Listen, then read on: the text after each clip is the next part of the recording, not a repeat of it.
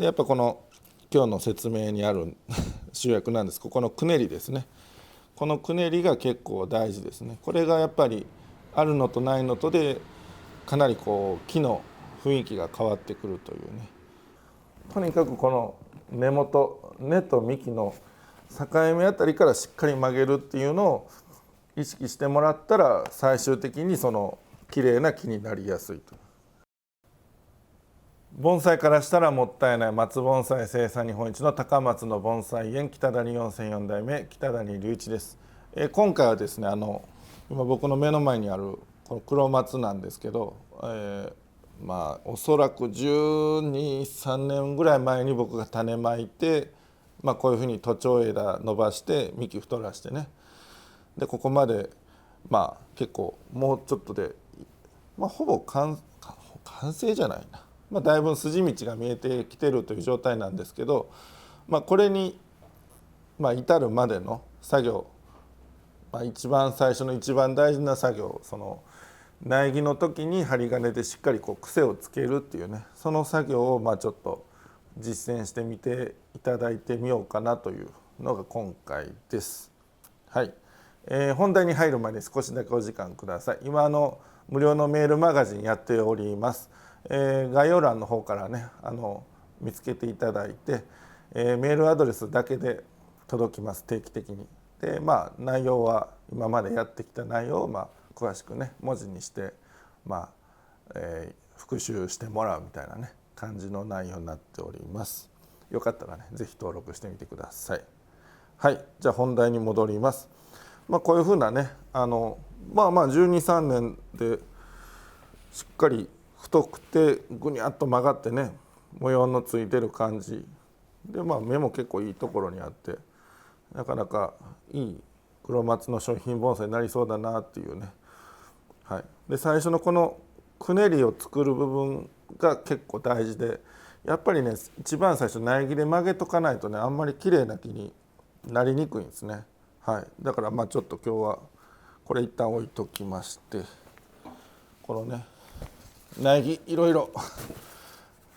あるんですけど、本当は曲げやすい時期に曲げないといけないんですが、ちょっとね曲げにくい太さになったのもちらほらあるんですけど、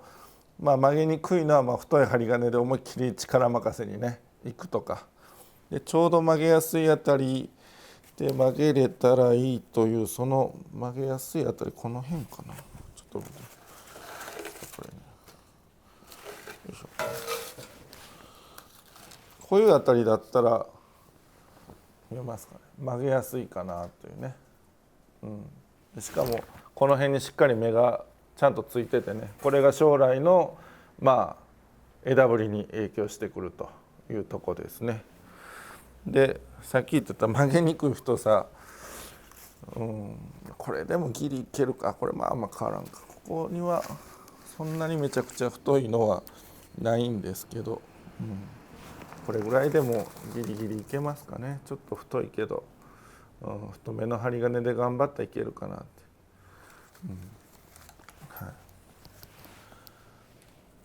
でちなみにもう先見せちゃおうかな。曲げた後がこれですね。ちょっとポットの手が取って、このぐにゃっとねかなり急カーブさせてるんですけど、分かりますかね。ちょっと太めの針金で、どうしたら見えるかなちょっとごめんなさいね。このカーブをね見てほしいですね。このかなり根元の方からしっかりこう折り曲げてる、これが大事なんですね。はい、でもちょっと一回やってみますね。こっちだとこれでも太い針金いるかな。何ミリの針金とか言われたら僕ちょっとようわからんのですけど、何ミリなんだろう、かなり太いです。はい、これぐらい、幹の横に並べたらこうね、これぐらいの太さがないと多分曲がらないだろうなと。細かったら曲げても戻るっていう感じでね。はい、これを使ってじゃあ今から曲げていきます。曲げ方、最初はですね、この幹の根元付近にですね、針金、もう巻くということはもう幹にしっかりね密着していくということなんで、もう最初からちゃんと近いところに密着させて、ほんでこうやってねポットの外に思いっきり出します。でここで固定しやすいように、ポットなんでね、まだ限界はありますけど、なるべくこう引っかかりやすいようにちょっとでも折り曲げてね、でこれで根元の方からよいしょ、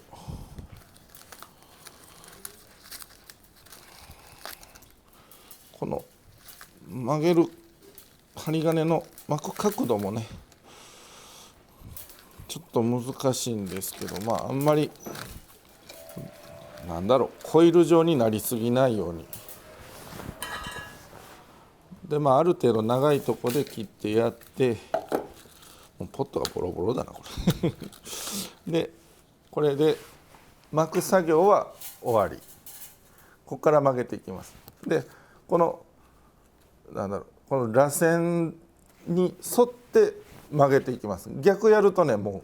針金がゴワッとなっちゃうんで、螺旋に沿っていきますね。両手でねしっかり針金を曲げる感じでグッとねグッともう螺旋に絞り込むようにねで、最後はちょっと上持ち上げた方が後がね管理がしやすいです。倒れにくいです。真上に向いてる方が。ちょっと苗木も太いからなかなか難しいですけど、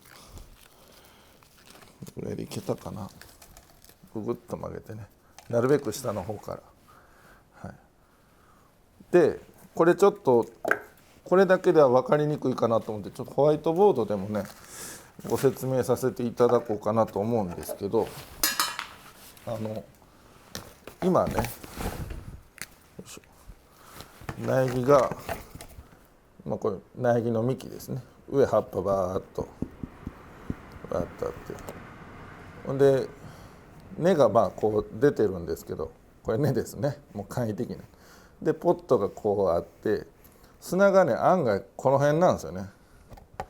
ちょっと下の方から根が出る感じ。木にもよりますけど、この辺から出る場合もあるかもわからないですけど、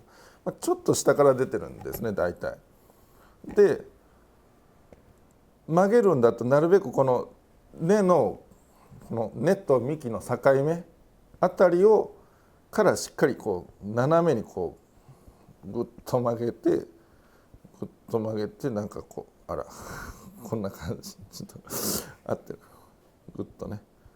この辺からしっかり曲げる。この最初のこの斜めがめっちゃ大事です。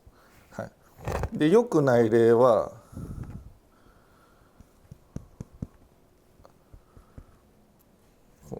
砂の上の見えてるあたりからね、結構上の方から仮にこう曲げるみたいな、なんならたまにおられるんですけど、うーっといってこう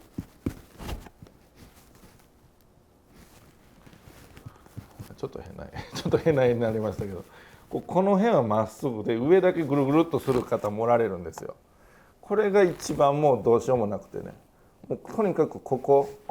がもうまっすぐからスタートされたら上どんだけねじってもね頑張ってもね変な気にしかならないというかね、それだったらもう最初から曲げん方が良かったんちゃうかっていうぐらい、とにかくこの根と幹の境目あたりからしっかり曲げるっていうのを意識してもらったら最終的にその綺麗な木になりやすいと、そこを気をつけていただいたらねいい木に将来なりやすいんじゃないかなと。例えば文人みたいなね、なんかひょろっとしたんでもひょろっとしたあんまり曲げてないんでもやっぱねこの根元のあたりがちょっと曲がってる方が綺麗に見えますね。もうとにかく曲げるならもう一番下の根元部分からっていうのを覚えていただいとったら、どんな木作るんでも結構、基本がそれなんで、そこを大事にしてもらえたらなと思いますね。じゃあまあね、今の説明を踏まえてもう一本だけチャレンジしてみますね。これいこうかな。これいこうか。ちょっと太いけど上に枝が何本かあるけど、まあこれいっちゃいましょう。よし。あとこれね、幹の向こう側にこう刺すのとこっち側に刺すのとで右回りか左回りか変わってきますんで、はい、好きな方を選んでください。その時にね、同じとこばっかやったら同じような曲がりの木になっちゃうんで、さっきこっちから行ったから次こっちから行こうかな。自分から見て幹の手前に針金を刺します。よいしょ。で針金が、巻かれてるとこしか曲がらないんで、この時もしっかり打線をね下の方から曲げたいということなんで、下の方にしっかり針金が巻きつくように。でここの途中の目がねちっちゃいのがなるべく取れないような巻き方できたらなお理想ですね。よいしょ。で、ちょっと上の方も軽くねあった方が後がしやすいと。よいしょ。でいきますよ。さっきと違う周り、この下の方ね、なるべく下、ほらちょっとなかなかね見えないですよ、掘っても。もうちょっと下に行った方がよかったかな。まあまあこれでもある程度いけるでしょう。よいしょ。ちょっとね幹が太くなってるんで難しいけど、どうにか曲がってくれるかなと。